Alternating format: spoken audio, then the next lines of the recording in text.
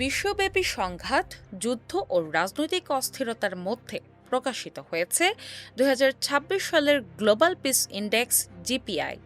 Australia ভিত্তিক গবেষণা প্রতিষ্ঠান institute for economics and peace IEP প্রকাশিত সূচকের ২০তম সংস্করণে দক্ষিণ এশিয়ার দেশগুলোর মধ্যে শান্তির মানদণ্ডে চতুর্থ অবস্থান অর্জন করেছে বাংলাদেশ। প্রতিবেদনে বলা হয়েছে, বৈশ্বিক তালিকায় বাংলাদেশ ১১৭তম স্থানে রয়েছে এবং দেশটির সামগ্রিক স্কোর ২.226। জিপিআইয়ের নিয়ম অনুযায়ী স্কোর যত কম হবে, সংশ্লিষ্ট দেশের শান্তির মাত্রা তত বেশি হিসেবে বিবেচিত হবে। এই সূচকে বাংলাদেশকে মধ্যম শান্তির দেশের তালিকায় রাখা হয়েছে। বাংলাদেশের সামাজিক নিরাপত্তা ও সুরক্ষা সূচকে স্কোর ২.৫৭৯, চলমান সংঘাতের ক্ষেত্রে ২.237 এবং সামরিকীকরণ সূচকে ১.615 নির্ধারণ করা হয়েছে। দক্ষিণ এশিয়ার দেশগুলোর মধ্যে ভুটান ১৬তম অবস্থানে থেকে আবারও সবচেয়ে শান্তিপূর্ণ দেশ হিসেবে জায়গা ধরে রেখেছে। এটি অঞ্চলটির একমাত্র দেশ যাকে উচ্চ শান্তির স্তরে রাখা হয়েছে। অন্যদিকে শ্রীলঙ্কা রয়েছে ৬৭তম এবং নেপাল ১১১তম স্থানে। প্রতিবেশী ভারত অভ্যন্তরীণ অস্থিরতা ও সীমান্ত সংকটের কারণে ১২৭তম অবস্থানে নেমে গেছে।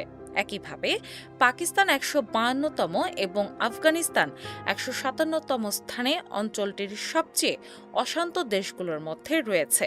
প্রতিবেদনে উল্লেখ করা হয়েছে, চলমান সংঘাত ও নিরাপত্তা সংকটের কারণে দক্ষিণ এশিয়াতেই এবার শান্তির সবচেয়ে বড় আঞ্চলিক অবনতি হয়েছে, যা ২.৩%।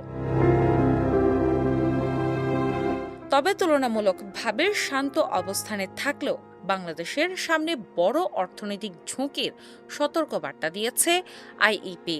বিশেষ করে ইরান যুদ্ধ, ভূরাজনৈতিক উত্তেজনা, এলএনজির উচ্চ মূল্য এবং বৈশ্বিক চাহিদা কমে যাওয়ার ফলে রপ্তানি নির্ভর ও জ্বালানি আমদানি নির্ভর অর্থনীতি চাপে পড়তে পারে বলে আশঙ্কা করা হয়েছে। খাদ্য নিরাপত্তা, পরিবেশগত ঝুঁকি এবং জ্বালানি আমদানির উপর অতিরিক্ত নির্ভরশীলতার কারণে বাংলাদেশকে উচ্চ ঝুঁকিপূর্ণ দেশের তালিকায় রাখা হয়েছে।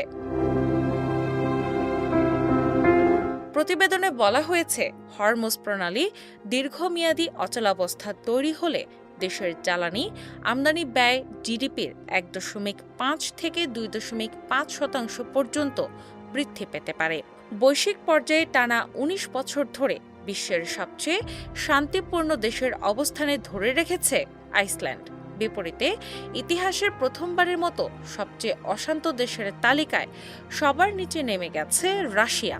এরপরেই রয়েছে Sudan, Democratic Republic of Congo, Ukraine এবং ইসরায়েল। রাজনৈতিক অস্থিরতার কারণে ইউনাইটেড স্টেটস নেমে গেছে ১৩৪তম অবস্থানে।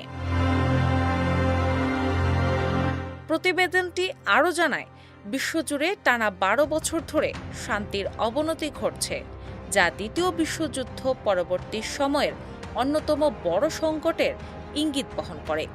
কৃত্রিম বুদ্ধিমত্তা নির্ভর ড্রোন যুদ্ধ, বাড়তে থাকা সামরিক প্রতিযোগিতা এবং রেকর্ড $২.৯ ট্রিলিয়ন সামরিক ব্যয় বিশ্বকে আরও বিভক্ত করে তুলছে।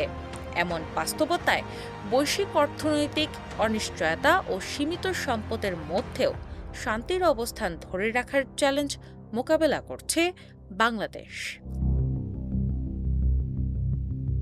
দিনা ইসলাম, বাংলা বাজার পত্রিকা।